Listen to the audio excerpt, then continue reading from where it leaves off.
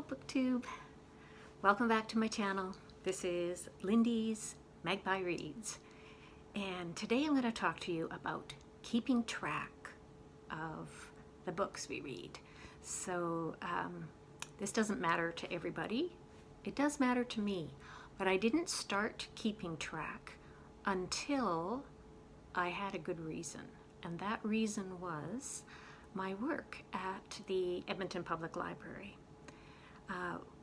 So one of the things that I loved about my job was readers' services, and that's basically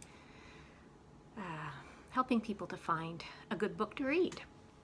So suggesting books requires remembering titles and authors, and that's something that I used to be really bad at.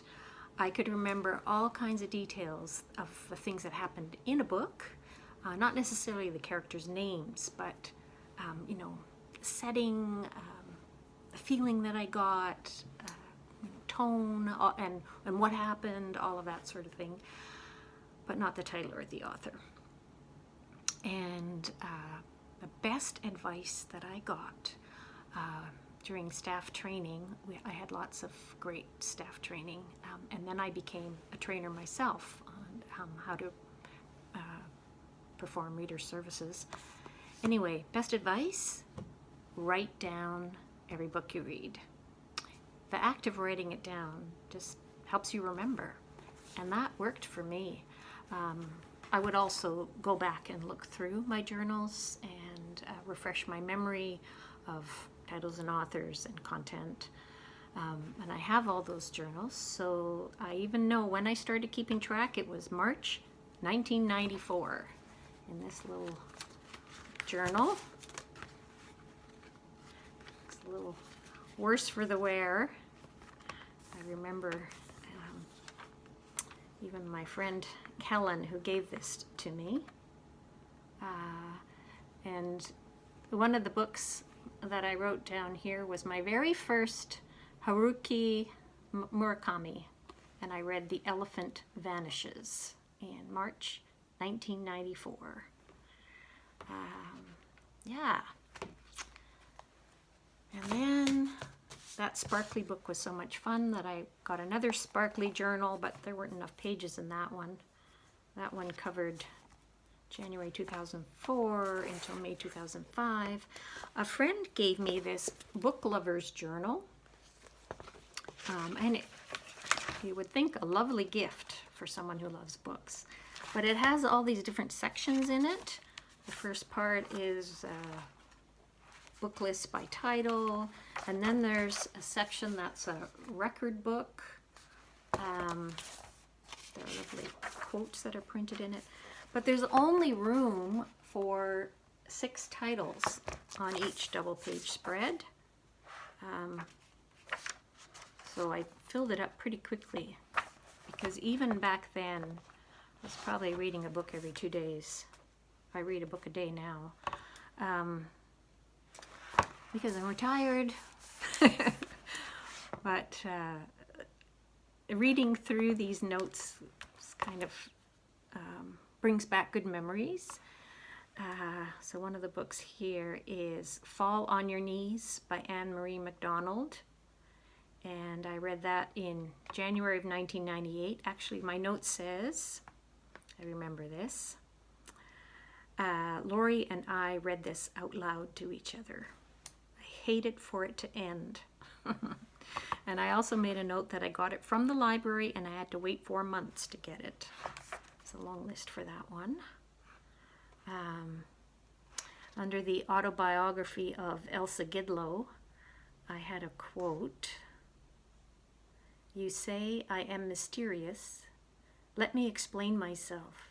In a land of oranges, I am faithful to apples." Yeah, and To Kill a Mockingbird. So I read that in February of 1998. And it was Lori's old paperback copy, which dated from 1977, and the cover price on it was $1.50. And we read that out loud to each other. That was my first time. I'd never read To Kill a Mockingbird before. And the note that I put down was, I'm going to nominate it as Best Book of the 20th Century. So yeah, good memories. Here's another book journal. But having a paper journal isn't always convenient. So once there was more access to the internet, I started using an online record, and it was Shelfari that I signed up for in 2009. And I also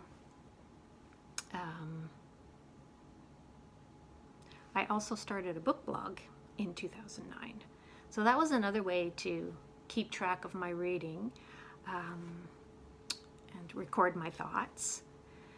Now, Shelfari ended up getting bought out by Amazon, I guess, and so is also Goodreads is also owned by Amazon. But when Shelfari folded, I had to migrate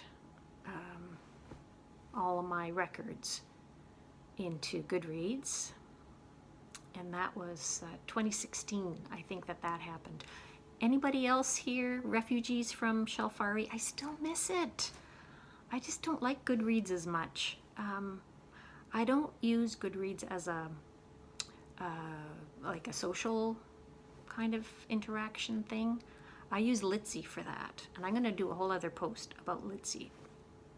But one of the things that happened when I transferred my book records from Shelfari to Goodreads was not all of the files transferred. It was something like 16%. But, you know, 300 books a year times, you know, whatever. So it ended up being a fair number that were missing, and I only come across that absence every once in a while. And actually today was one of those times, because I was watching Marilyn Maya Mendoza's channel, and she was talking about her best books of 2021. Well, I say watching, actually I'm listening to BookTube mostly, because I'm still having double vision and a lot of trouble seeing. If I really squint, I can read, but it's still not easy for me because of my concussion. So if any of you are wondering, that's what's going on. So Marilyn talked about Edna O'Brien's Country Girls. And, you know, she showed the book, and I thought, oh, that wasn't the same cover as the book that I read. But what was that cover? You know, and then I was just trying to think of it because I had borrowed it from the library. And so I went to my Goodreads, and it wasn't there. I don't remember exactly when I read it, but fortunately, I did blog about it. So I searched on my blog. I discovered that it was in July of 2015 that I read it, and yeah, so I added it into my Goodreads. So it's counted somewhere now.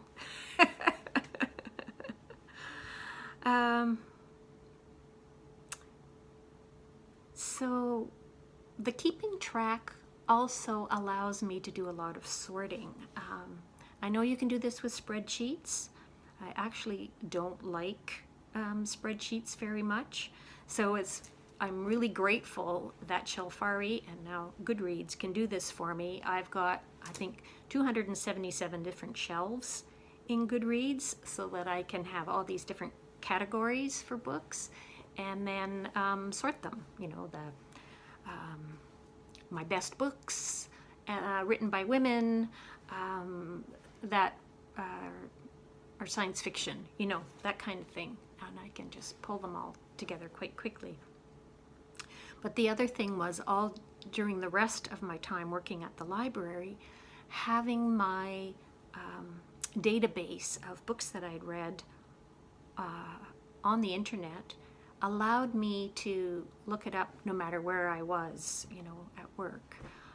A lot of times I would be putting together book lists or you know, responding to people's online requests for reader services, and then I could just quickly, you know, what was that book again, you know, and find it. So yeah, so it was useful for work, and now you know, and I've continued the habit. I retired at the end of 2015, but I like being able to reflect on my reading, and so, you know, look back, and I still recommend books to people too. So if you want any suggestions, hit me up. All right, well, thank you so much for watching, and I will see you all in the next one.